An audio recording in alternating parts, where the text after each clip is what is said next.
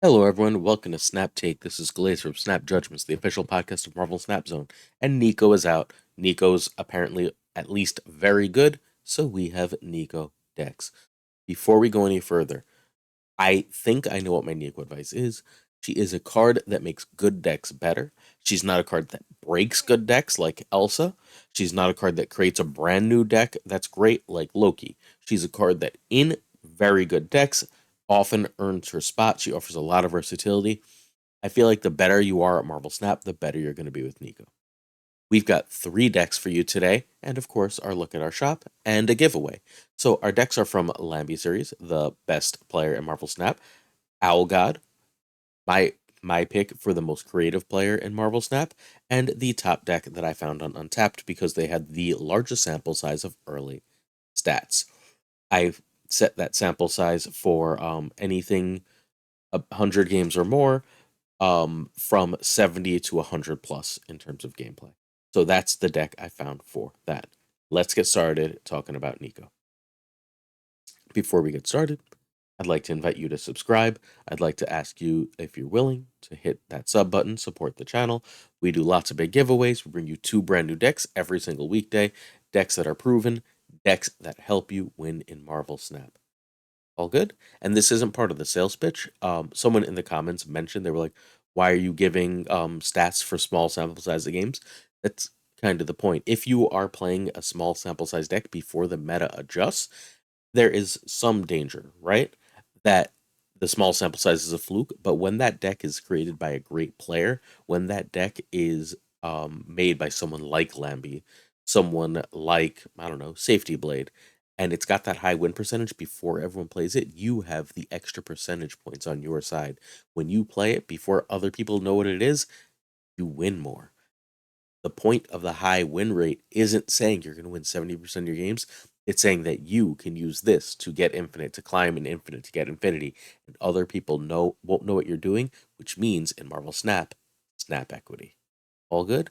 Let's keep it going. We are giving away Magic's birthday party. I wanted to give away the Deadpool bundle also, but apparently that's gone now. It is on Halloween, our friend Wolversnap's birthday. So I'm going to give away the Magic bundle to someone who comments and subs one of his videos. I'm trying to give my friends little birthday presents to help their content if I can. Send people over to great content. We did this for Super Tech God last night. I'm sure he announced his winner. We haven't spoken yet. It's technically late Tuesday night still here. For me, Wednesday for you as I post this. But this video goes out tomorrow morning, and we are now setting up to celebrate for Wolversnap's birthday.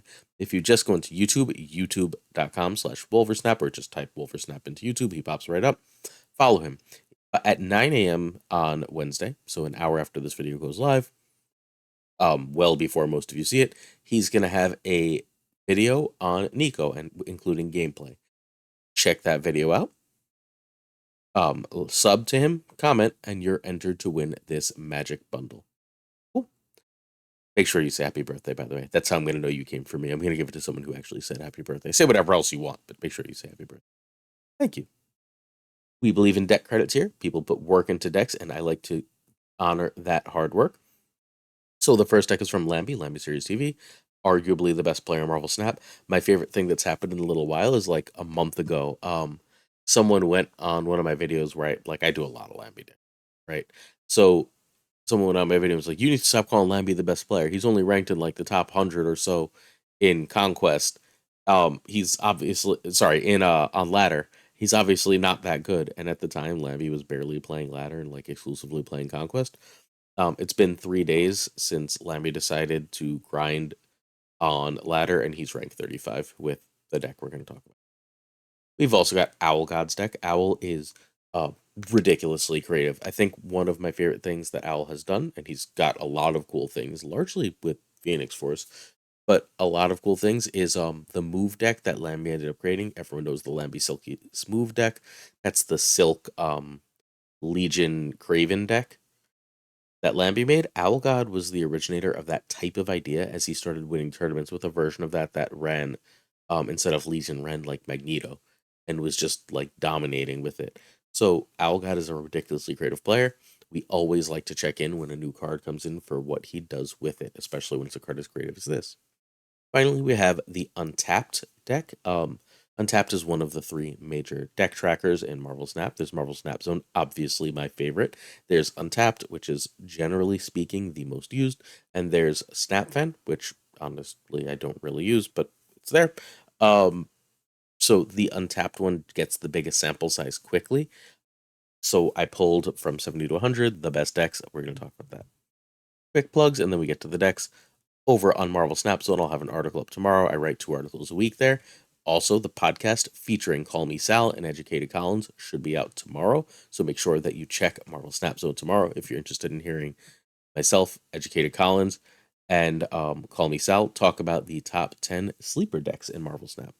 I was also last week for the anniversary on Marvel Snapcast with Super Tech Odd and Cino, top 5. We had a blast. Make sure you check that out. And finally, don't forget the giveaway, Wolver Snap. Let's keep it going. We lead off, as we so often do, with the Lambi deck.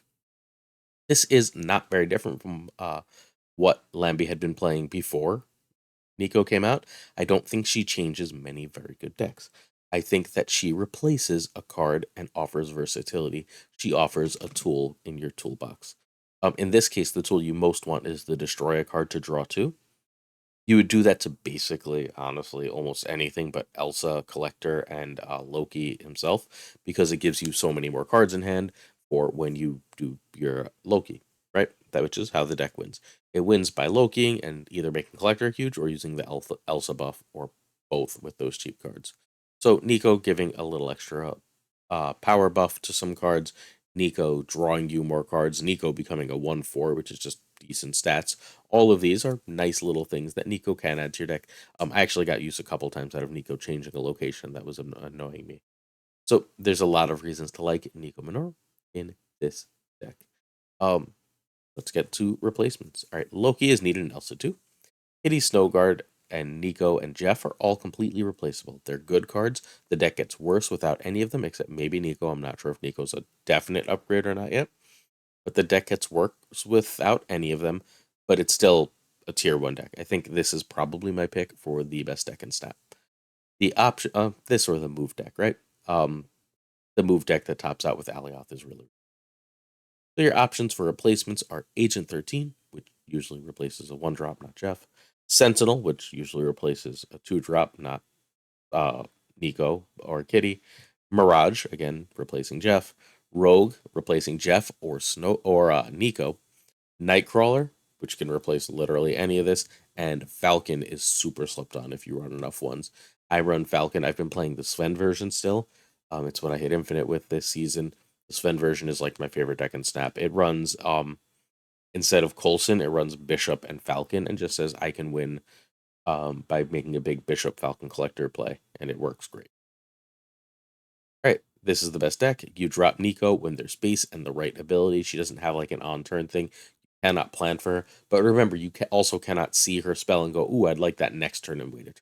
If you see it and you wait, the spell changes.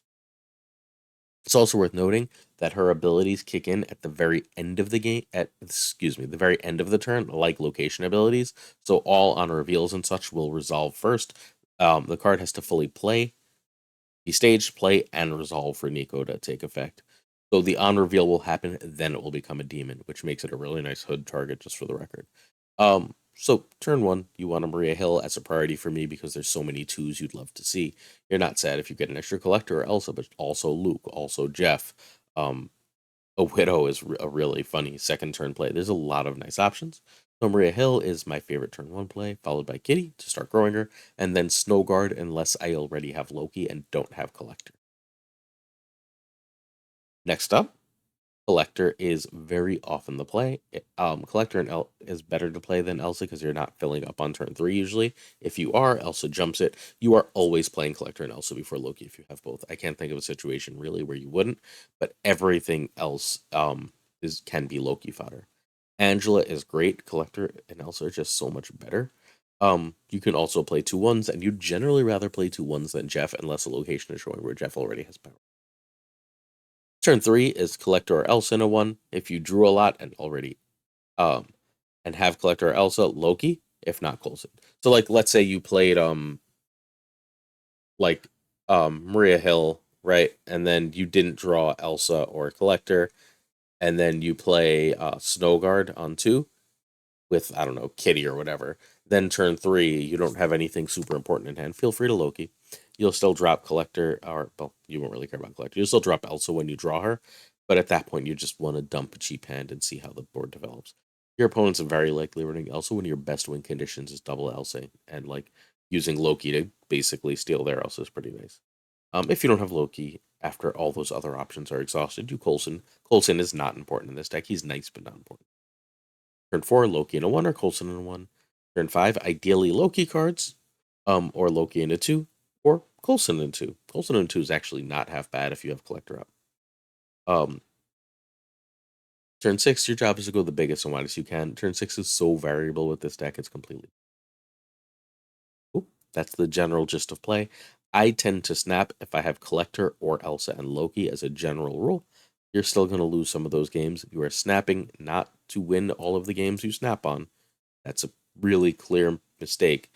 You are snapping to say, I am favored now. If you want to stay in against my favorite hand, pay in cubes. And if you beat me, I can still retreat, right? Like if you clearly establish more power than I have, I can still retreat after my snap the next turn.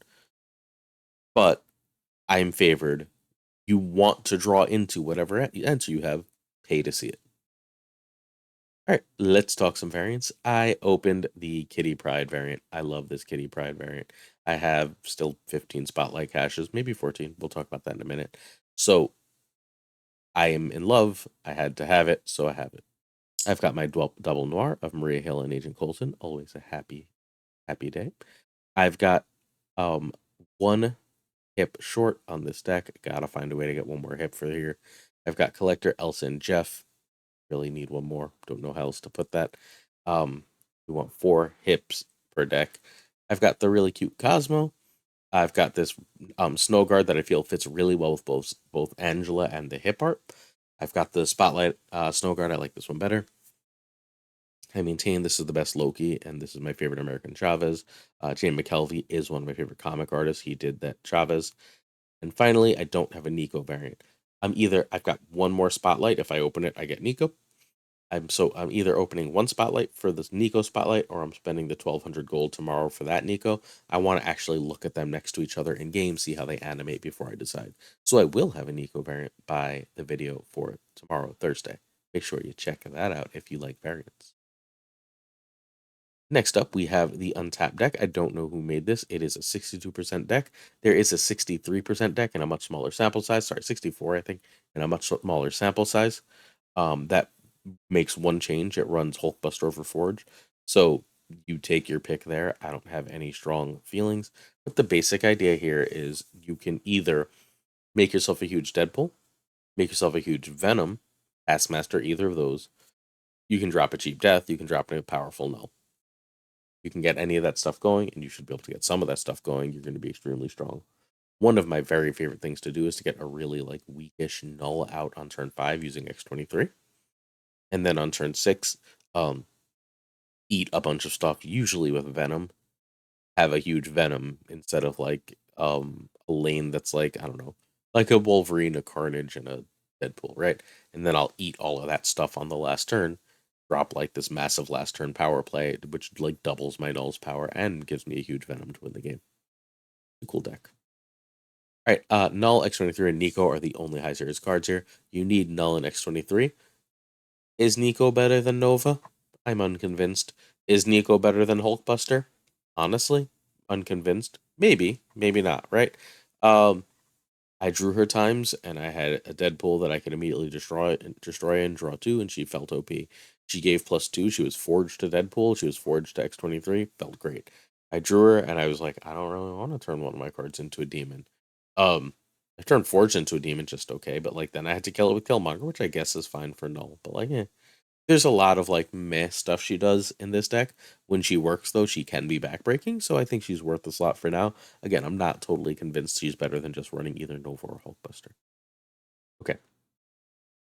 The big choices are Forge or Hulkbuster, and I know that I talked to Lambi earlier, and I watched Dara for a little bit, and they were Lambi was completely torn over Taskmaster versus Zola, while while Dara was running Zola because he considered him more fun.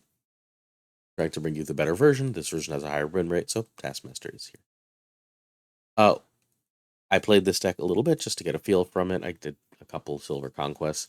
When the opponent didn't have Shang or Shadow King, this felt completely nuts. And when they did have Shang and Shadow King, this felt completely useless.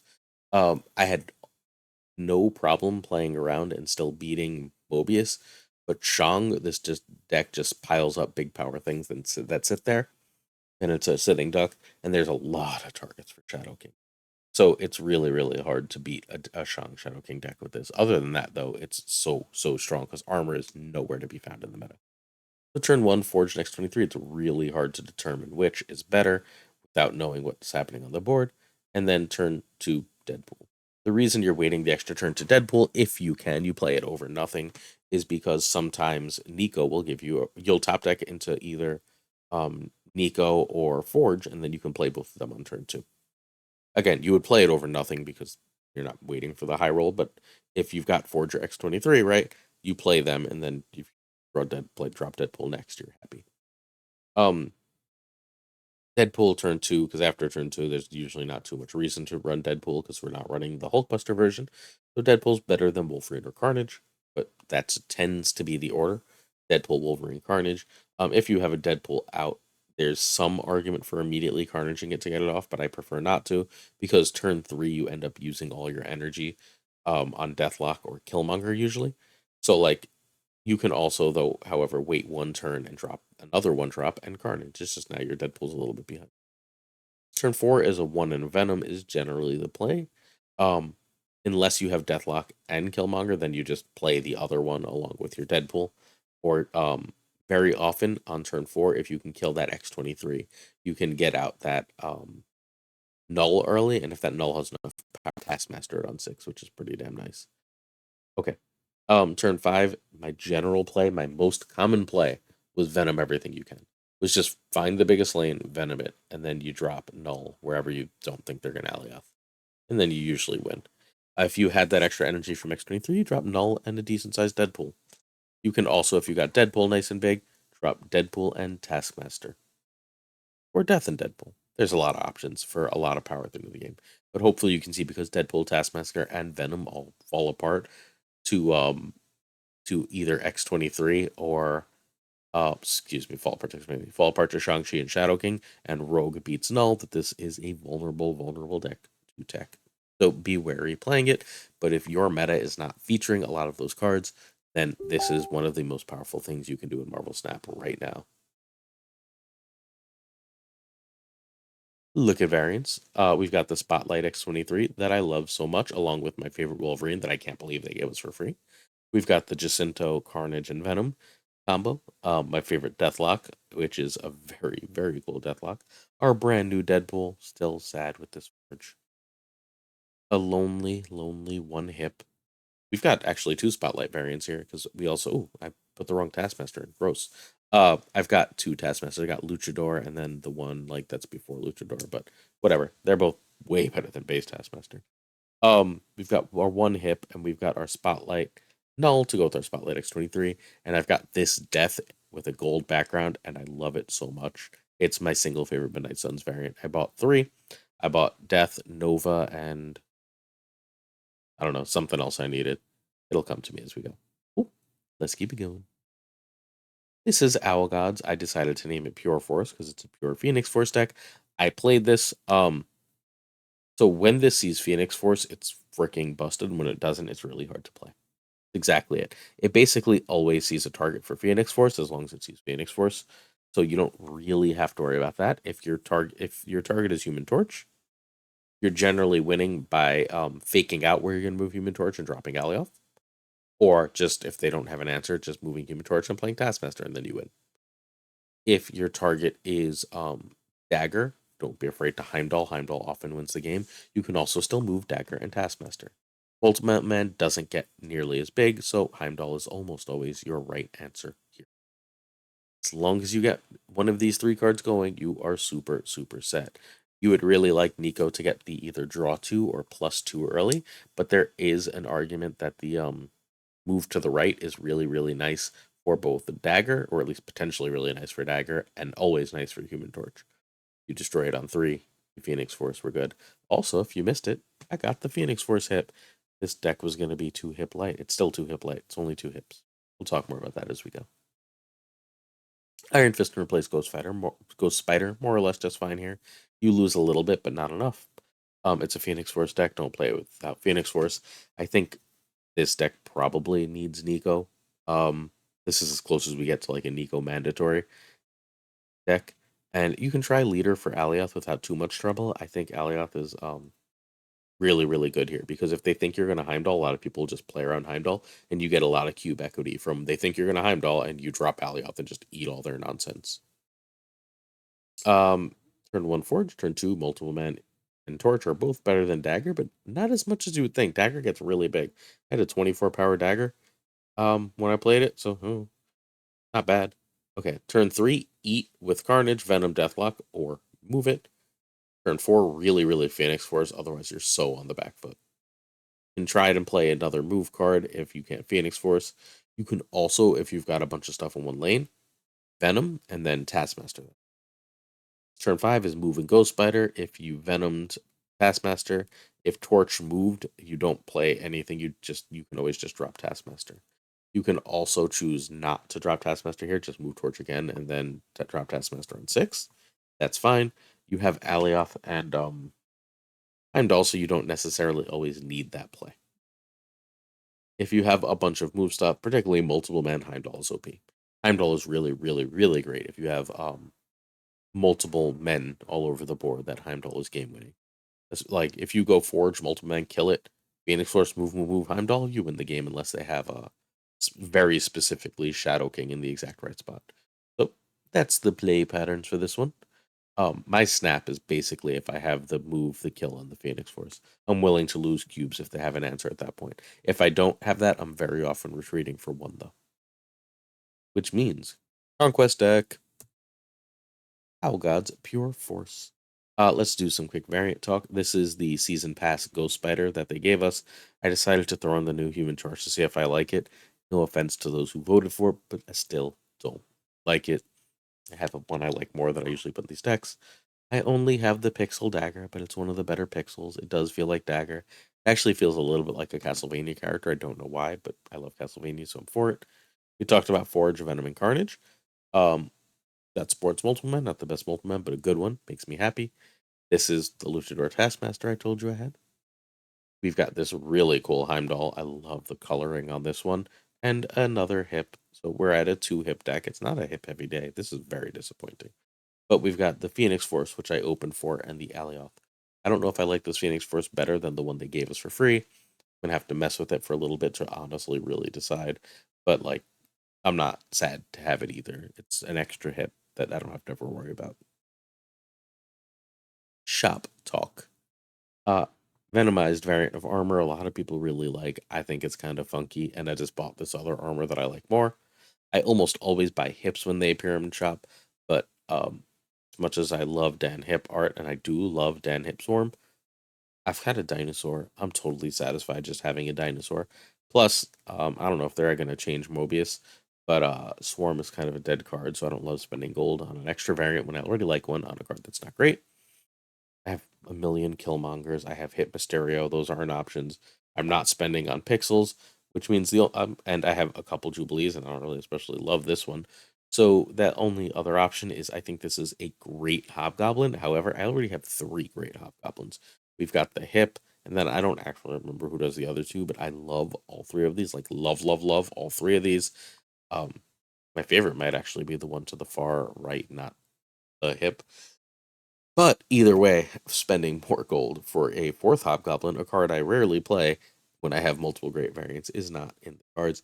I am still excited to see the Nico variant tomorrow and make that decision. So that's what we're going to talk about tomorrow. And that's the end of today's video. I think Nico is once again a good card, a card worth having, a card that you will be happy with in Marvel Snap. But I don't think it's game breaking. I don't think it's one of the best cards in the game. Um, I kept hearing this is going to be like the next Legion or next Jeff. It's been a day. I could be wrong, but I don't believe that. I think it's just a regular good card. Very fun, but very often it kind of rots in your hand. So a good card. All right, if you watched this far, hopefully you hit that sub button. Don't forget to check out Wolversnap. Wish him a happy birthday on behalf of me. We appreciate your support. As always, see you tomorrow for another Snap Take. If there's an OTA, hopefully there is, it'll be a 2-video day.